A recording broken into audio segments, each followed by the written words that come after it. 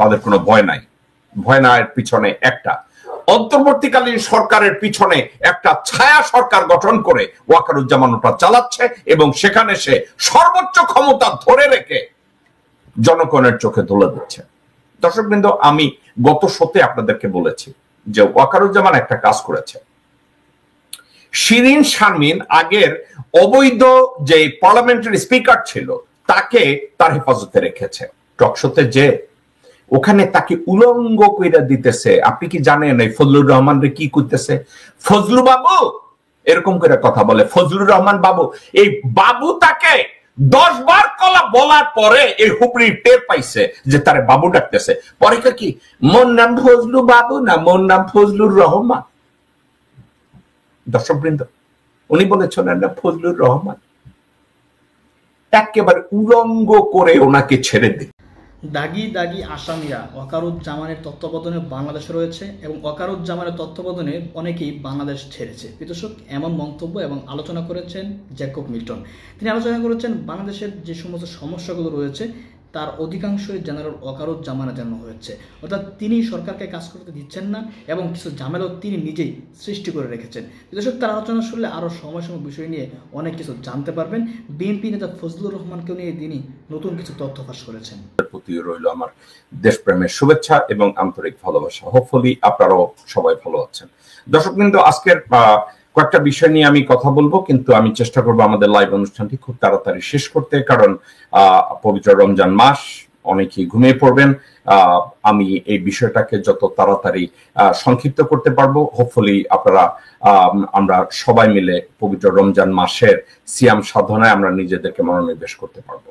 দর্শকবৃন্দ, আজকের যে বিষয়গুলো নিয়ে আমি কথা বলবো তার ভিতরে একটা কথা, আমরা শুধু ক্যান্টনমেন্টে 626 জন মানুষ ছিল, 626 জন অপরাধী ওখানে ছিল এবং স্বৈরাচারের দোসররা ওখানে ছিল, এটাই না, শুধু বাংলাদেশে এখনো অনেক গুম, খুন, ধর্ষণ এবং বিভিন্ন দাগী অপরাধীরা বাংলাদেশেই আছে। অনেকরা পালিয়ে গেছে, তাদের থ্যাঙ্কস টু জেনারেল ওয়াকারুজ্জামান, উনি তাদেরকে পার করে দিয়েছেন। এবং এর বাইরেও বাংলাদেশে এই মুহূর্তে যেসব অপরাধীরা রয়েছে, এই অপরাধীরা কেন গ্রেফতার হচ্ছে না, এটা নিয়ে অনেকেই প্রশ্ন করছেন। এই অপরাধীদেরকে কেন গ্রেফতার করা হচ্ছে না? আজকের এই বিষয়টা কেন জরুরি একটা কারণে, এই অপরাধীদেরকে গ্রেফতার না করার জন্য এবং এই অপরাধীরা সেনা তত্ত্বাবধানে ক্যান্টনমেন্টে এবং অন্য আরেকটা জায়গায় পালিয়ে থাকার জন্য সেখানে বসে তারা অপরাধকে অর্গানাইজ করছে, যে কোনো একটা খুনকে অর্গানাইজ করছে, একটা অস্থিতিশীল পরিস্থিতি তৈরি করতে তারা নিজেদেরকে আত্মনিয়োগ করছে। নির্ভয়ে তারা হাসিনা শেখের সাথে যোগাযোগ করছে, নির্ভয়ে রয়ের সাথে তাদের যোগাযোগ করছে, তারা আলাপ আলোচনা করছে, মিটিং করছে, সাংবাদিকদের ডাকছে। কেন জানেন? তাদের কোনো ভয় নাই। ভয় না এর পিছনে একটা অন্তর্বর্তীকালীন সরকারের পিছনে একটা ছায়া সরকার গঠন করে ওয়াকারুজ্জামান ওটা চালাচ্ছে এবং সেখানে সে সর্বোচ্চ ক্ষমতা ধরে রেখে জনগণের চোখে ধুলে দিচ্ছে। দর্শকবৃন্দ, আমি গত শোতে আপনাদেরকে বলেছি যে ওয়াকারুজ্জামান একটা কাজ করেছে। শিরিন শারমিন আগের অবৈধ যে পার্লামেন্টারি স্পিকার ছিল তাকে তার হেফাজতে রেখেছে, একেবারে রীতিমতো রক্ষিতার মতো করে রেখেছে। কেমন রক্ষিতার মতো করে রেখেছে? শিরিন শারমিনের তার তো কোনো আকল, জ্ঞান, বোধ, শোধ, দেশপ্রেম, চরিত্র, নীতিকথা, এগুলোর কোনো কিছু শিরিন শারমিনের নাই। জাস্ট হাবড়া ধ্বংসী এক বুড়ি প্রস্টিটিউট। সে নিজের স্বার্থ, পরিবারের স্বার্থ, আওয়ামী লীগের স্বার্থ, সর্বাগ্রে ভারতের স্বার্থ রক্ষায় একেবারে জান, পাগল, পরাণ সব উজাড় করে দেওয়া এক চাকরানি শিরিন শারমিন। গলার মধ্যে ভারতীয় পতাকা লাগায় এবং ভারতের কল্যাণে করে না এমন কোনো কাজ নাই। ওই শিরিন শারমিনকে ওয়াকার তার তত্ত্বাবধানে রেখেছে। তত্ত্বাবধানে রেখে একটা জিনিস তারা মেকশিওর করেছে যে শিরিন শারমিন যদি বাংলাদেশের পরিস্থিতি এমনই একটা পজিশনে গিয়ে ঠেকে যে ওয়াকারুজ্জামান ভারতের নির্দেশে নিজের জান বাঁচানোর জন্য কোনো একটা কাজ সে করবে, হাসিনার মতো কি পালিয়ে যাবে? এই ধরনের কোনো কিছু হু নোস। আপনারা একা একা চিন্তা করে দেখেন, ওয়াকারুজ্জামানের চাকরি আরো 2 বছর আছে, 2 বছর বা তার একটু বেশি আছে। ওয়াকারুজ্জামান এই মুহূর্তে চিন্তা করছে তার চাকরি বাঁচানো। ওয়াকারুজ্জামান চেষ্টা করছে তার স্ত্রী ব্র্যাক ইউনিভার্সিটিতে কর্মরত, তাকে ওখানে সেফ রাখা, তার 2টা মেয়ে, তাদের ভবিষ্যৎ, এবং সর্বাগ্রে সে চিন্তা করছে তার অবস্থা কি মইনের মতো হবে, তার অবস্থা কি এরশাদের মতো হবে। খুব কঠিন একটা সময়। তার ভিতরে সে রাওয়া ক্লাবে দাঁড়িয়ে আপনাদের সামনে চিল্লাইয়া আঙ্গুল জাগায়া জাগায়া হুঁশিয়ার করে কথাবার্তা বলবে, কিন্তু সে একবারও বলে নাই ওই 26 জন অপরাধীদেরকে নিয়ে বলে নাই। এই 626 জন বাংলাদেশে থেকে তাদের লিস্ট এখন পর্যন্ত স্বরাষ্ট্র মন্ত্রণালয়তে দেওয়া হয় না এবং তাদেরকে পুলিশের কাছে সোপর্দ করা হয় না। এবং এই 626 জন একেবারে এমন কোন জায়গায়, দর্শকবৃন্দ আজকের কিছু কথা না বললেই নয়, সে কথাটা কি শুধু সেনা প্রধান না, সেনা প্রধান এই সাহস কোথায় পাচ্ছে?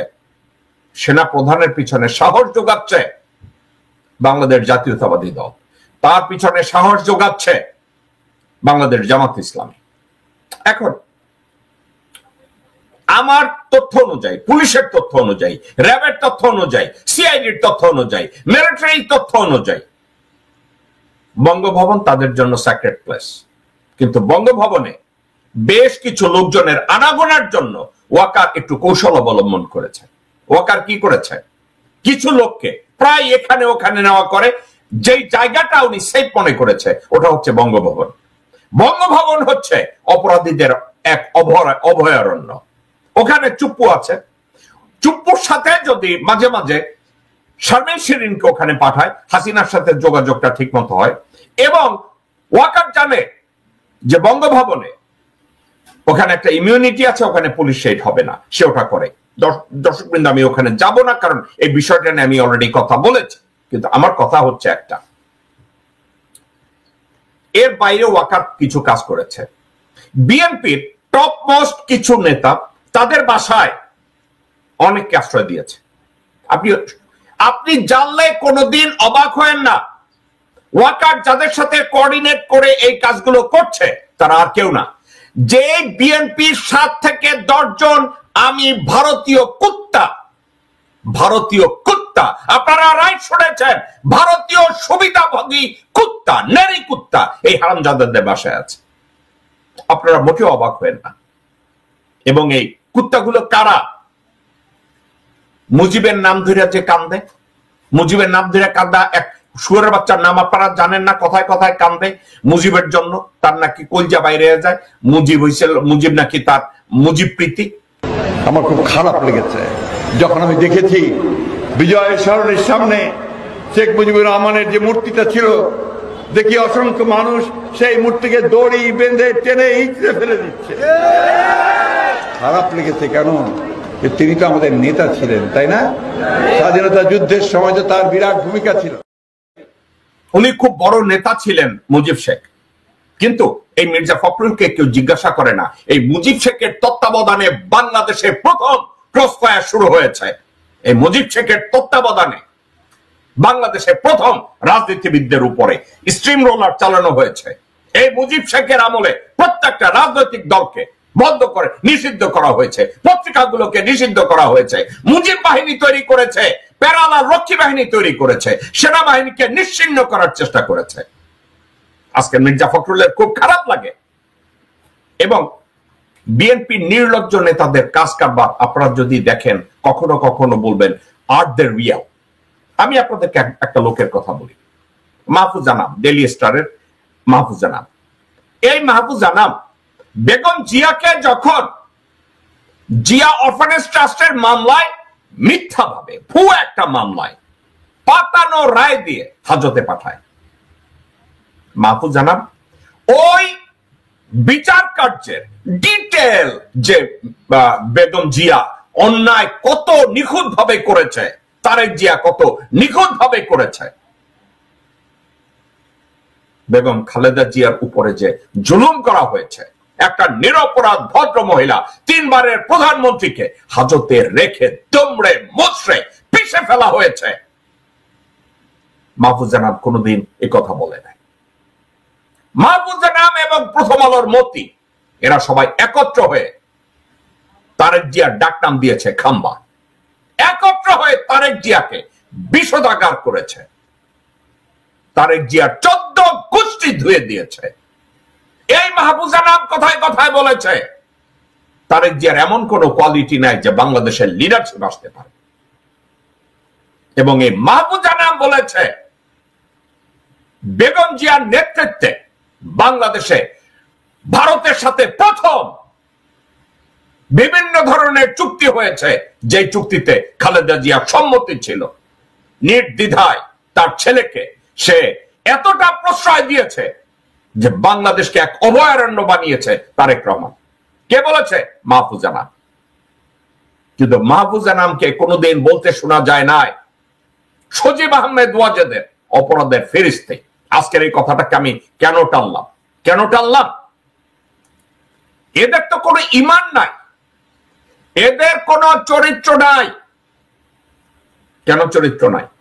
যে মাহফুজা নাম কথায় কথায় বেগম জিয়াকে অসম্মান করেছে, বেগম জিয়াকে সাজার ক্ষেত্রে তাকে ক্রিমিনাল বানিয়েছে, তারেক রহমানকে অপরাধী বানিয়েছে, তারেক রহমানকে দেশদ্রোহী বানিয়েছে। দেখেন, সেই মাহফুজা নামের সাথে গলা জড়াজড়ি করে ভারতীয় কুত্তার বাচ্চাদের দেখেন, তাকায় দেখেন। এদেরকে আমরা বলি যে এদেরকে দ্বারা আমরা বাংলাদেশের মুক্তি টেনে আনবো, এদেরকে দ্বারা বাংলাদেশে গণতন্ত্র পুনরুদ্ধার করব। এই বেঈমানদেরকে দিয়ে, যেই বেঈমানরা কন্টিনিউয়াসলি বিএনপির বিরোধিতা করেছে, বেগম জিয়ার বিরোধিতা করেছে, খালেদা জিয়ার বিরোধিতা করেছে। দেখেন আমির খসরু মাহমুদ, এই শুয়ারের বাচ্চা ভারতে গিয়ে নেংটি খুলে অমিত শাহের সামনে দাঁড়ায়। অমিত শাহের সামনে দাঁড়িয়ে বাংলাদেশকে জাহান্নাম করার পরেও এই লোককে বিএনপি কিছুই বলে না। বিএনপির জন্য কিছুই করার নাই, কিছুই আসে যায় না। এরা কি তারেক জিয়ার নির্দেশে এ ধরনের কাজ কারবার করে? আমার জানা নাই।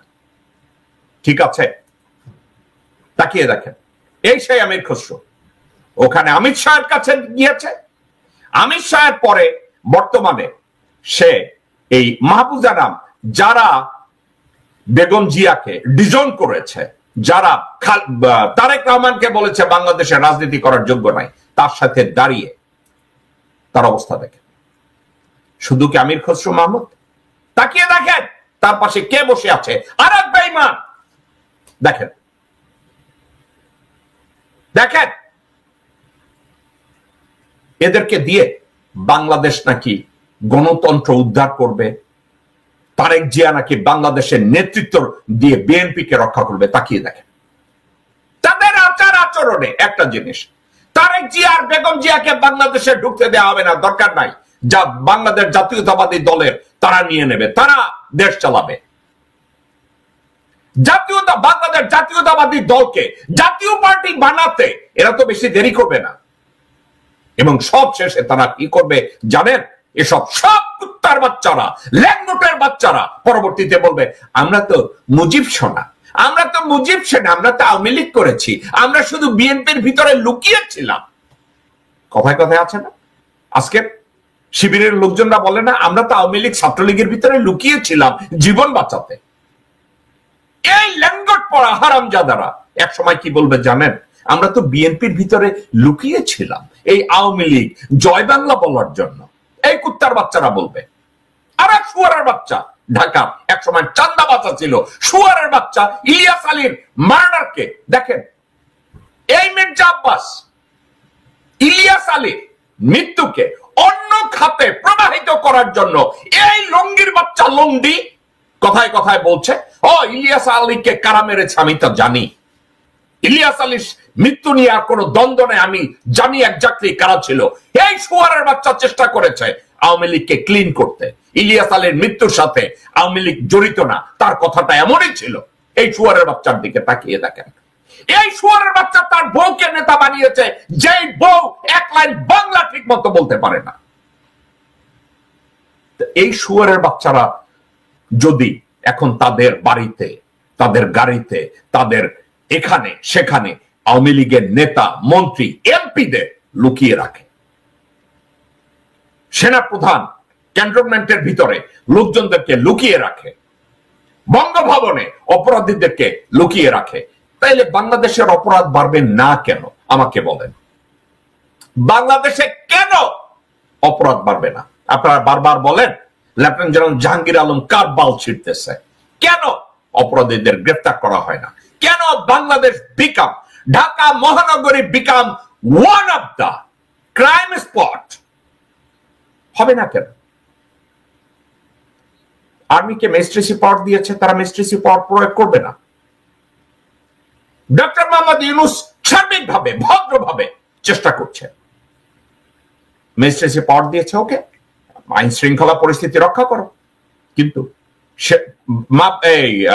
সেনাপ্রধান ওয়াকারুজ্জামান এটা করবে না এবং করতে দিবে না এবং এটার সাথে কোঅপারেটও করবে না। ওখানে গিয়ে মন্তব্য করেছে, রাওয়ায় মন্তব্য করেছে, আপনারা নিজেদের এই ভুল বোঝাবুঝি থাকলে মারামারি করলেই হবে, সেই হবে, কিন্তু কুত্তার বাচ্চা একবারও বলে না 626 জন অপরাধীকে সে নিজে আশ্রয় দিয়েছে, অন্যায়কে আশ্রয় দিয়েছে, অপরাধীদেরকে আশ্রয় দিয়েছে, খুনিদেরকে আশ্রয় দিয়েছে, ধর্ষকদের আশ্রয় দিয়েছে, দুর্নীতিগ্রস্তদেরকে আশ্রয় দিয়েছে,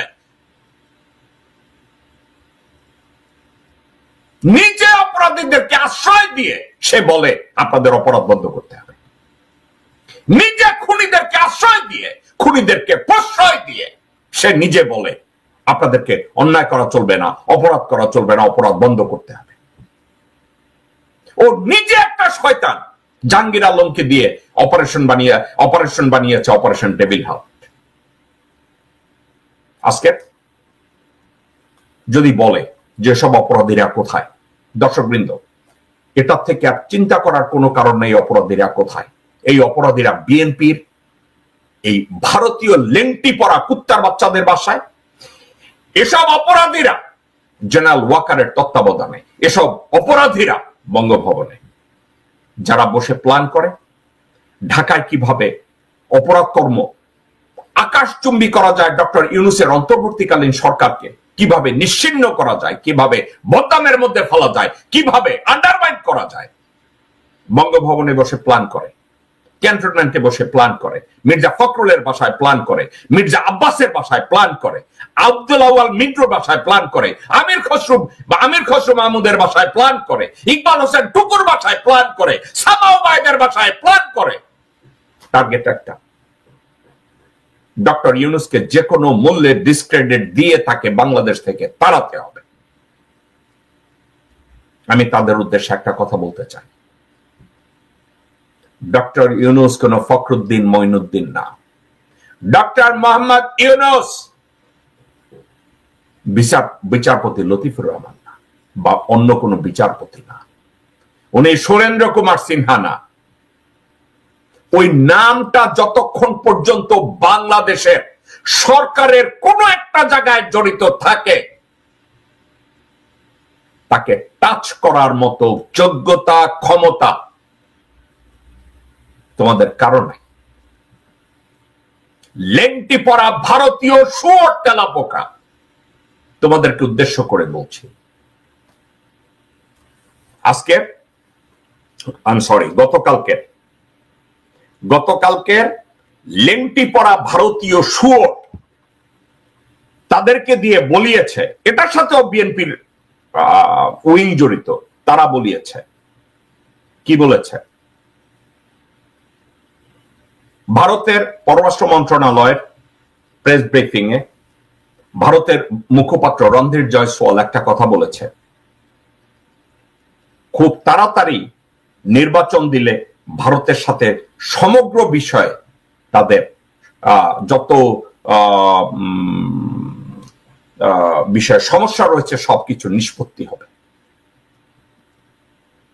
দর্শকবৃন্দ, এই একটা বিষয় আপনাদেরকে আমি বলি, ভারত কি বলেছে এ কথাকে যদি আমরা গুরুত্ব দেই, আপনাদেরকে আমি বলি, ভারতের আরএসএস এর এই যেসব মন্দির আছে, মন্দিরের পুরোহিতরা কোনো একটা সময় যখন যুবতী বিধবাদের তাদের কাছে নিয়ে যেত, তারা ভগবত গীতা ভগবত ভগবত বলতো আর ওই নববধূকে ধর্ষণ করত, যাদেরকে সেবাদাসী বানাতো। এখন এই কথাটাকে আমি কেন টানলাম জানেন? একটা কারণে। তারা বলছে, রণধীর জয়সওয়াল বলছে, অন্তর্বর্তীকালীন সরকার যদি একটা নির্বাচন দেয় এবং নির্বাচনের মাধ্যমে একটা নির্বাচিত সরকার আসলে ভারতের সাথে সমগ্র সমস্যাগুলোর নিষ্পত্তি হবে। দর্শক বন্ধু, আপনারা একা একা একটু চিন্তা করে দেখেন, গত 53 বছরে বাংলাদেশ কিভাবে আর চেষ্টা করবে এই ভারতের সাথে নত জানু পা চেটে আর কতবার চেষ্টা করবে। আমাকে এই কথাগুলোর জবাব আপনারা কি কেউ জানেন? এর কোনো ব্যাখ্যা আছে? তারা বলছে যে অন্তর্বর্তীকালীন একটা নির্বাচন ডক্টর মোহাম্মদ ইউনূস যদি দেয়, আর এই বিএনপির হুগরিরা গাবররা এরা যদি সরকার গঠন করে, সবকিছু নাকি নিষ্পত্তি হয়ে যাবে। এটা কে বলে জানেন? মির্জা ফখরুল, মির্জা আব্বাস। এই লেংটি পরা উলঙ্গ হারামজাদা সামাজিক বেশ্যারা বলে সব সমস্যার সমাধান হবে। রণধীর জয়সওয়াল এই কথা বলছে, সব নিষ্পত্তি হয়ে যাবে। আপনারা কি জানেন ওই শুয়োরের বাচ্চা আরো কি বলেছে? বাংলাদেশে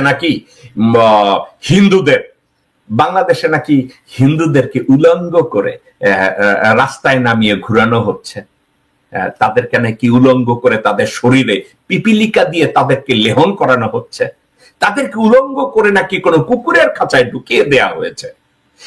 হিন্দুদের সম্পত্তি নাকি বাংলাদেশিরা চেটে চেটে খাচ্ছে।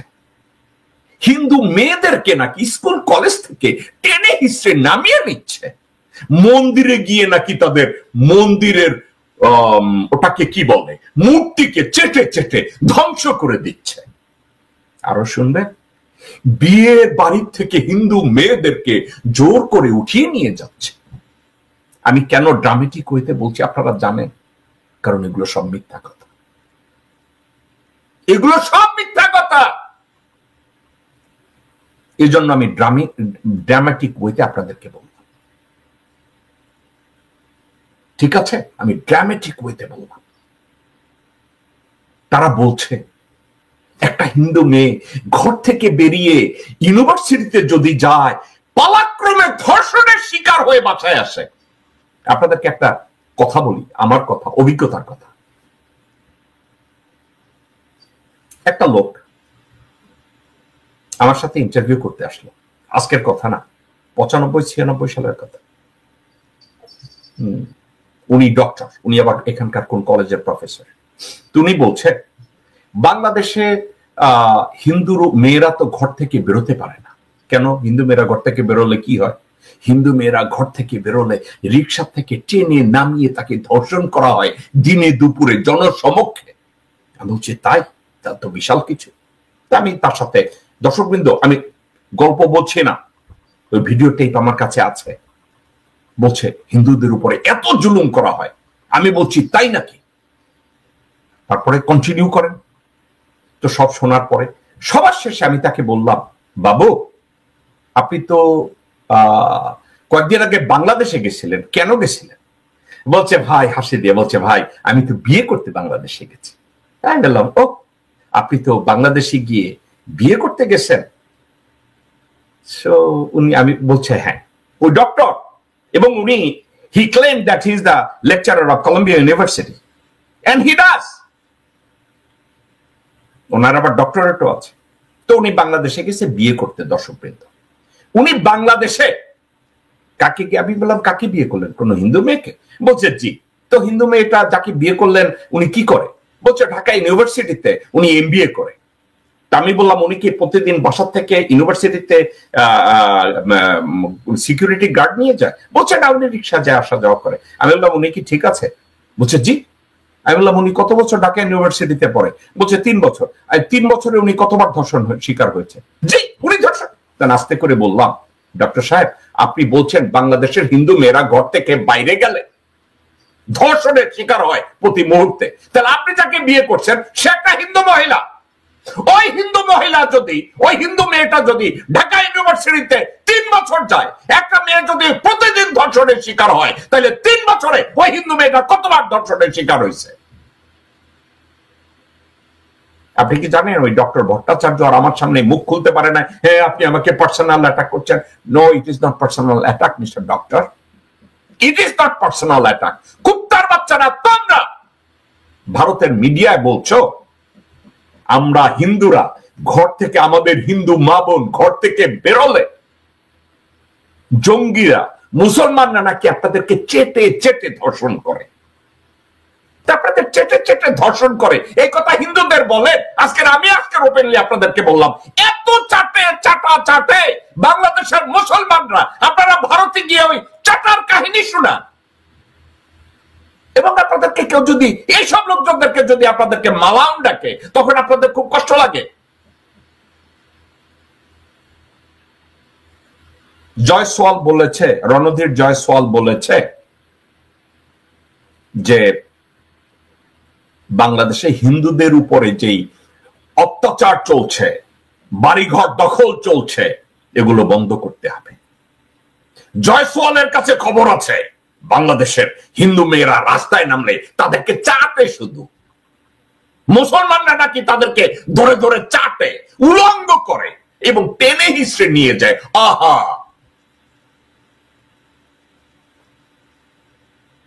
দর্শকবৃন্দ, আমি জানি না। আরো একটা কথা দর্শকবৃন্দ, আমাকে মাঝে মাঝে প্রশান্ত গাঙ্গুলি হচ্ছে সত্যিকার অর্থে সনাতন ধর্মাবলম্বী একজন বাংলাদেশি, গর্বিত বাংলাদেশি। গত 27 বছর ধরে আমি ওকে চিনি, ছোট বাচ্চার থেকে চিনি। প্রশান্ত গাঙ্গুলি মাঝে মাঝে কিছু ভিডিও পাঠায় আমাকে, গতকালকের কিছু ভিডিও পাঠিয়েছে। আমি এই ভিডিওটা দেখলাম। বাংলাদেশের এক হুবড়ি আছে না, আগে আওয়ামী লীগ করতো, পরে ওই গামছাওয়ালা সিপাই এক ধর্ষক আছে না, যাকে আবার বীরুত্তম দিছে, বাংলাদেশে বঙ্গবীর দিছে। ওই কুত্তার বাচ্চাকে বঙ্গবীর দেওয়ার জন্য সত্যিকারের বঙ্গবীর ওসমানীকে ভুলিয়ে দেয়া হয়েছে। এক ভুয়া বঙ্গবীর আছে, দাড়ি বোস রাখা, এক শুয়োর, ভারতীয় কলকি পরা হাড্ডি, কাদের সিদ্দিকী। তার পার্টিতে গেছিল এক হারামজাদা আছে না, আমি হারামজাদা বলবো না, উনি বলছে উনি নাকি খুব নীতিবান একজন মানুষ, উনি নাকি শিক্ষিত একজন মানুষ, উনি নাকি ভবিষ্যৎ প্রবক্তা।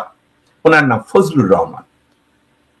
মাঝে মাঝে এমন ভাবে নিজেকে প্রকাশ করে। আমি দেখলাম ভারতের রিপাবলিক টিভির একটা টক শোতে গেছে, টক শোতে যে ওখানে তাকে উলঙ্গ কইরা দিতেছে। আপনি কি জানেন এই ফজলুর রহমান রে কি করতেছে? ফজলু বাবু এরকম করে কথা বলে, ফজলুর রহমান বাবু। এই বাবু তাকে 10 বার কলা বলার পরে এই হুবড়ি টের পাইছে যে তারে বাবু ডাকতেছে। পরে কি, মোর নাম ফজলু বাবু না, মোর নাম ফজলুর রহমান। দর্শকবৃন্দ, উনি বলেছেন না ফজলুর রহমান। একেবারে উলঙ্গ করে ওনাকে ছেড়ে দিল, কোন কথার জবাব ঠিক মতো দিতে পারে না। কয় ভূগোল, উনি কয় ইতিহাস, ওনারে কয় ইতিহাস, উনি বলে অঙ্ক। এই লোকটা নাকি দূরদর্শী। একে আমি কয়েকবার বলেছি এই লোকটার আকল জ্ঞান কম। কালকের আমি রাত্রে প্রশান্তের পাঠানো 3টা ভিডিওতে ফজলুর রহমানকে যেভাবে রিপাবলিক টিভিতে উলঙ্গ করেছে, আমি মনে মনে বললাম এদের কি কোনো আত্মসম্মান বোধ আছে? ওনার কি কোনো আত্মসম্মান বোধ, রুচিবোধ, বিদ্যা, কোন চরিত্র, কোন দূরদর্শিতা, এগুলো কি কিছু আছে? তাকে দেখলাম উলঙ্গ করে দিল। এবং পাশে আবার দেখি আওয়ামী এক পতিতা, তার সাথে উনি আবার খুব কেলাইয়া কেলাইয়া কইল, আমি আপনাকে চিনি, আমি আপনাকে চিনি, কেলাইয়া কেলাইয়া। এবং ওই ভারতীয় বাংলাদেশের জন্মগ্রহণ করা ভারতীয় পতিতা বেটি আবার একটা হিজাব পরেছে। পরে কি বলে জানেন? বাংলাদেশে সিরিয়া থেকে জঙ্গি এসেছে, বাংলাদেশে আফগানিস্তান থেকে জঙ্গি এসেছে, পাকিস্তান থেকে জঙ্গি এসেছে। এই মাগিকে কেউ জিজ্ঞাসা করবে যে বাংলাদেশে জঙ্গি আসতে গেলে ভারত বাদ দিয়া কেউ আসতে পারে না, ভারত থেকে বর্ডার ক্রস করে আসছে, তো ভারত তখন কার বাল ফল ছিল? মাগি, তুই ভারতে থেকে বাংলাদেশ সম্পর্কে কথা বলছিস। আর আরো একটা কথা বলি, বাংলাদেশের যেসব হারামজাদা লোকজনরা এই রিপাবলিক, এই বিজেপির এই মুরের টিনে যাইয়া বাকবাকুম করতে যায়, কোন এক বাল ছালেগুলোকে টকশো করতে যায়, এদের ব্রেনটা কোথায়? আমি দেখছি ওখানে কারা কারা জানি গেছে, গণ অধিকার পরিষদের কারা কারা জন ওখানে গেছে, 2-4 জন ওখানে গিয়ে তারা দেখছি দুই একটা লোকজন ওই খিস্তি করার জন্য যেভাবে কথাবার্তা বলে, তারাও তাদেরকে ঠিক মতো ধুয়ে দিচ্ছে। যেভাবে ধুয়ে দিচ্ছে, তো ধুইয়া দেওয়া দেখে আমার কাছে খারাপ লাগে না, আমার কাছে ভালোই মনে হয়েছে।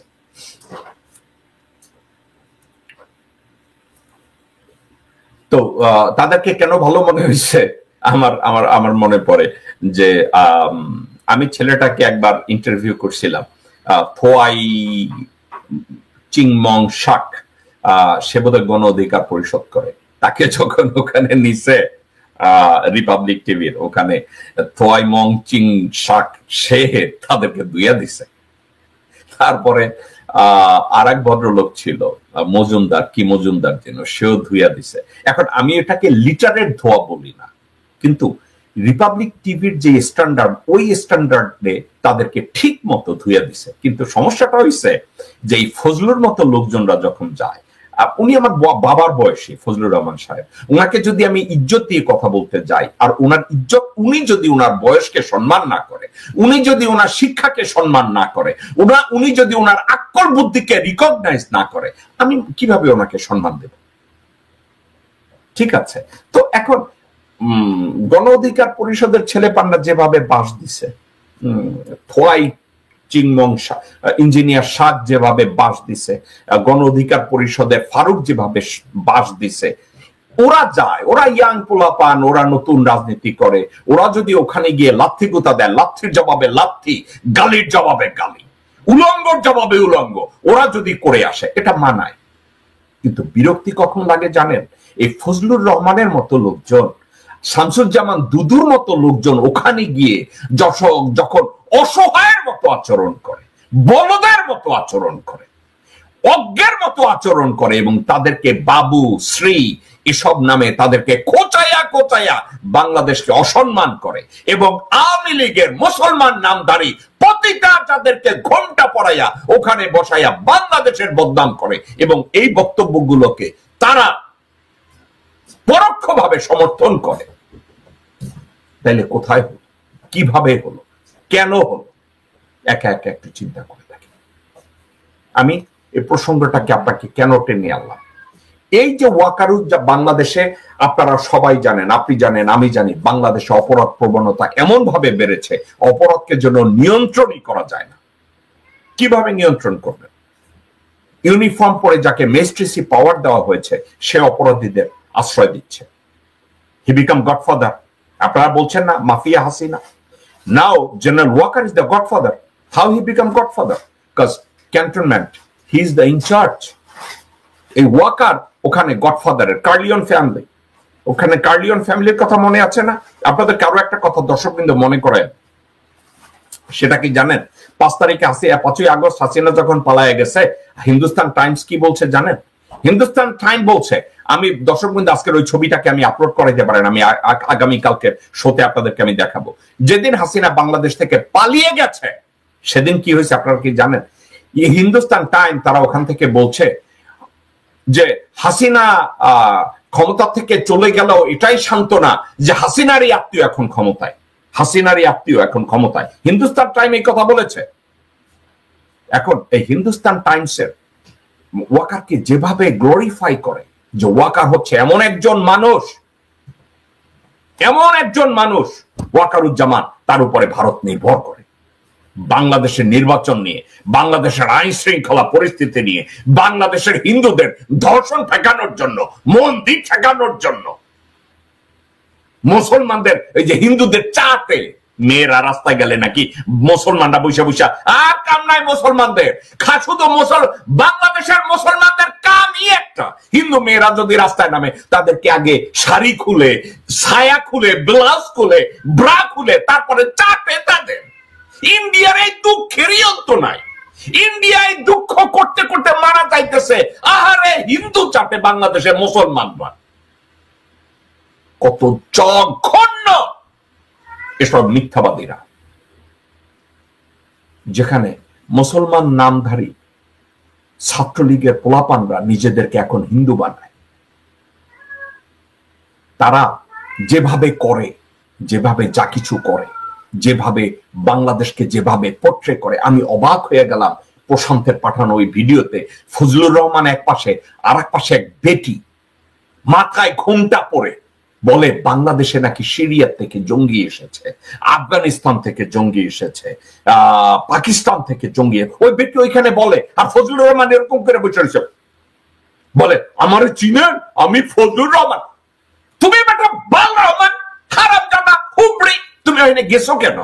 কথা বলতে পারো না?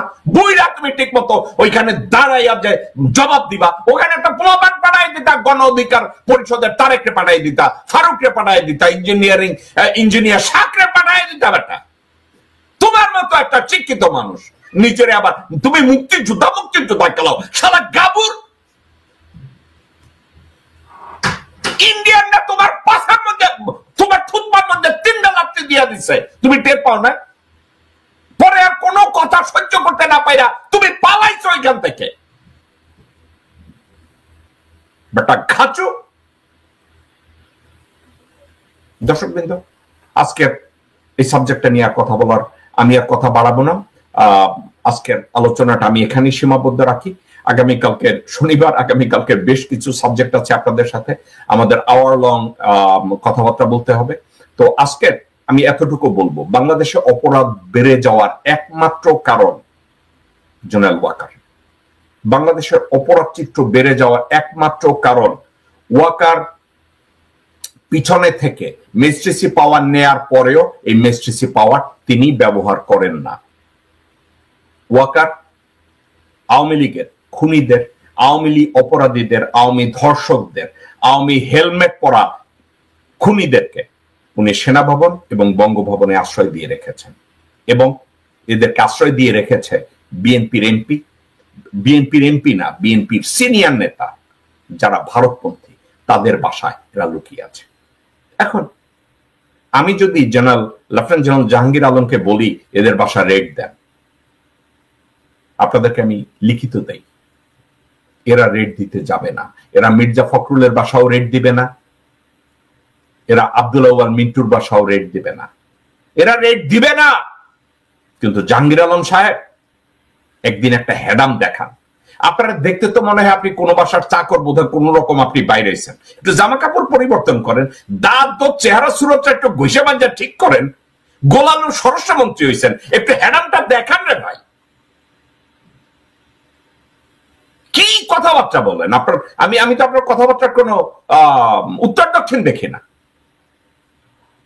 আপনি একটু জামা কাপড় পরে ঠিকঠাক মতো লোকজনের সাথে কথা বলেন, ঠিক আছে? এবং কি করতে পারেন জানেন? ম্যাজিস্ট্রেসি পাওয়ার মিলিটারি দিচ্ছে, সে বলছে 30,000 সৈন্য নিয়ে হ্যাঁ কিছু করতে পারতেছে না। আপনি এক কাজ করেন, একটা স্পেশাল স্কোয়াড দিয়ে মির্জা ফখরুলের বাসায়, আব্দুল আউয়াল মিন্টুর বাসায়, ইকবাল হোসেন টুকুর বাসায়, আমির খসরু মাহমুদের বাসায়, রুমিন ফারহানার বাসায়, সামাউবায়দের বাসায়, আমানুল্লাহ আমানের বাসায় ধাম করে রেড দেন। আমি লিখিত দেই, আপনি কতগুলো অপরাধী ওখানে পাবেন। আওয়ামী লীগের ক্ষমতাহারা এমপি মন্ত্রী এবং খুনিদেরকে তাদের বাসায় পাবেন। আমি লিখিত দেই আপনাকে। বহু লোকজন, একজন আর দুইজন না, বলেছে, পরিবারের সদস্যরা বলেছে মির্জা আব্বাসের বাসা থেকে আওয়ামী মন্ত্রীরা বাইরে। এখন আমি মাসের কথা বলি না, আমার নিজের সোর্স আমাকে বলেছে সেনাপ্রধানের বাসা থেকে শিরিন শারমিন বেরিয়েছে, পার্কে গেছে। আমার সোর্স আমাকে বলেছে বঙ্গভবনে সে প্রবেশ করলো। তো বাংলাদেশে অপরাধ হবে না? আপনি কথায় কথায় বলবেন যে অপরাধীদের যেভাবে বেড়েছে, ডেভিল হান্ট, ডেভিলদের বাসায় ডেভিলরা লুকায় আছে। দর্শকবৃন্দ, এই ছিল আমাদের শো। আজকের যেসব কথাগুলো বললাম এই কথাগুলো অত্যন্ত টাচি, কিন্তু এরাই বাংলাদেশকে অস্থিতিশীল করার জন্য যা কিছু করার করছে, এবং এরা বঙ্গভবনে বসে, ওয়াকারের বাসায় বসে তারা হাসিনার সাথে কমিউনিকেট করে, হাসিনার কাছ থেকে নির্দেশ দেয়। আপনারা জানেন হাসিনা নিজে যদি নির্দেশ দেয়, তার নির্দেশ হয় ওরে মাইরা ফেলা, ওরে উলঙ্গ কইরা ফেলা, ওরে রেপ কর, ওর মাথা সাইসা দে, ওরে ন্যাংটা কইরা পা ভাঙ্গা দে। এগুলো হচ্ছে হাসিনার ওয়ার্ড। আমিও হাসিনারে মাঝে মাঝে কপি করি, তো কষ্ট লাগে কেন? আজকে দেখলাম দর্শকদের ভিতরে কেউ কেউ খুব কষ্ট পাইছে, খুব কষ্ট পাইছে। আমি যে বলছি বাংলাদেশে মুসলমানদের খায়ালে কোনো কাম নাই, তারা খালি হিন্দু পাইলেই চাটে। আমার এই কথায় আমাদের কিছু আমার দর্শকদের ভিতরে অনেকে বহুত কষ্ট পেয়েছে। কেন কষ্ট পেয়েছে ভাই? আপনারা যেমন ভাবে ইন্ডিয়ায় গিয়া ব্যাখ্যা করেন, কয় একেবারে উলঙ্গ আমার উলঙ্গ কইরা অমুক করছে। কে করছে? বাংলাদেশের মুসলমানরা। আরে বাপরে বাপ, আমার উলঙ্গ কইরা দিছে। তা আপনাদের যেহেতু বাংলাদেশের মুসলমানরা রোজার মাসেও খালি উলঙ্গ করে, রোজার মাসেও আপনাদেরকে সাড়ে, আপনাদেরকে কি কমো? কারণ এখন ওই রণধীর জয়সওয়ালও কয় আপনাদের সাড়া বন্ধ করতে হইব। বাংলাদেশের মুসলমানরা আপনারা আমি জানি না রে ভাই, এই আপনারা এই রোজার মাসে আমি তো জানি যে আপনারা আল্লাহর উদ্দেশ্যে ধর্ম পালন করছেন, সিয়াম সাধনা করছেন, আপনাদের সময় নাই কোনো কাউকে চাটার জন্য। আমরা জানি সারাদিন না খেয়ে রোজা রেখে নিজেদেরকে কতটা সংযমী করে জীবন চালাচ্ছেন, কতটা সংযমী হয়ে রোজার মাস পার করছেন। আমি খুব ভালোভাবে, আমি 110% শিওর বাংলাদেশের কোন মুসলমান ভাই কারো কাছে যাবে না কোন একটা হিন্দু মেয়েকে চাটা তো দূরে থাক, বরং তাদেরকে আরো রক্ষা করবে, তাদের মন্দিরকে রক্ষা করবে। কারণ বাংলাদেশের মাটিতে একজন মুসলমানের যে অধিকার আছে, একজন হিন্দু ধর্মাবলম্বীরও ঠিক একই অধিকার রয়েছে একজন নাগরিক হিসাবে। কিন্তু যারা বাংলাদেশকে এই মুহূর্তে আন্তর্জাতিক অঙ্গনে বিতর্কিত করার জন্য এই চাড়ার গল্প দিতেছে, ধর্ষণের গল্প দিতেছে, টুটকি চুলকানোর গল্প দিতেছে, ওদের জন্য আমার সে করুণা হয়। দর্শকবৃন্দ, পাশে যারা থাকে যে কোনো একজন হিন্দু ভাইকে আপনারা সাপোর্ট করবো, কিন্তু ওই হিন্দু ভাইয়ের দিকে তাকিয়ে দেখেন সে কিভাবে বাংলাদেশের বদনাম সোশ্যাল মিডিয়ায় অন্য নামে একটা আইডি খুলে কন্টিনিউয়াসলি এটা করে যাচ্ছে। কষ্টের ব্যাপার। আমরা কাদেরকে বিশ্বাস করব? আরো একটা কথা, শুধু কি হিন্দুরা, মুসলমান নামধারী কিছু বেজন্মা ভারতে গিয়ে ঘোমটা পড়ে ওই ফজলুর রহমানের সাথে এক হারামজাদি, ওকে আমি বলবো হারামজাদি, এক মাগি বসে। আমি অবাক হয়ে গেলাম, বলে আইএসএস এসে বাংলাদেশে ঢুকেছে, হিন্দুদের ঘর বাড়ি জ্বালিয়ে পুড়িয়ে দিচ্ছে, মেয়েদেরকে ধর্ষণ করছে, ওই মাগি বলতেছে। দর্শকবৃন্দ, এই হচ্ছে আমাদের বর্তমান পৃথিবী। আল্লাহ আমাকে মাফ করুক, আল্লাহ আপনাদেরকে মাফ করুক। আমি অনেক খারাপ শব্দ ব্যবহার করেছি, করি, আল্লাহ আমাদের সবাইকে মাফ করুক। কিন্তু একটা বিষয় না বললেই না, যে কোনো অপরাধীদেরকে অপরাধী বলতে গেলে ভাই আমি মানুষের ইমোশন দেখতে চাই। আমার ইমোশন বলে এদেরকে জুতা পেটা করে বাংলাদেশ থেকে আমি এদেরকে বের করি, কারণ এরা মানুষ নামের যোগ্য না। বাংলাদেশের মতো একটা পবিত্র ভূমিতে এদের থাকা কোনো অধিকার নাই। সত্যি কথা। দর্শক, আলোচনা শুনেছেন, শুনে বুঝতে পেরেছেন যে ওয়াকারুজ্জামান কি করেছেন। এটা যে তিনি করেছেন এটা তার কথাই স্পষ্ট। তিনি বলেছিলেন 626 জন ক্যান্টনমেন্টে আছে, কিন্তু এখন 626 জন দূরে 26 জন নেই। তাহলে তারা কোথায় গেল? তাদের তত্ত্বাবধান তারা বের করেছে। তো সেনাপ্রধানের কথা, সেনাপ্রধান ধরা খেয়ে থেকে প্রমাণের কিছু নেই। তো বাংলাদেশের এই কাজগুলো যারা করেছে, অবশ্যই সেনাপ্রধান তিনি যে নিজে করেন নাই এটা কিন্তু আমরা বুঝতে পেরেছি। কারণ 5 আগস্টে তিনি নিজে যে আসলে জনগণের পক্ষে দাঁড়ান নাই, তারা পক্ষে দাঁড়ানো বাধ্য করে জাতীয় সংঘ, সেটা কিন্তু আমরা ইতিমধ্যে জানতে পেরেছি। তো জেনারেল ওয়াকারুজ্জামান যে আওয়ামী লীগকে বাঁচাইতে চাইবে বা আওয়ামী লীগকে বাঁচাবে, এটা কিন্তু স্বাভাবিক। আমাদের শুরুতে উচিত ছিল জেনারেল ওয়াকারুজ্জামান এবং রাষ্ট্রপতিকে সরিয়ে দেওয়া। এটা আমরা করতে পারি নাই। এটা মনে করি যে বিপ্লবের প্রথম ব্যর্থতা আমাদের।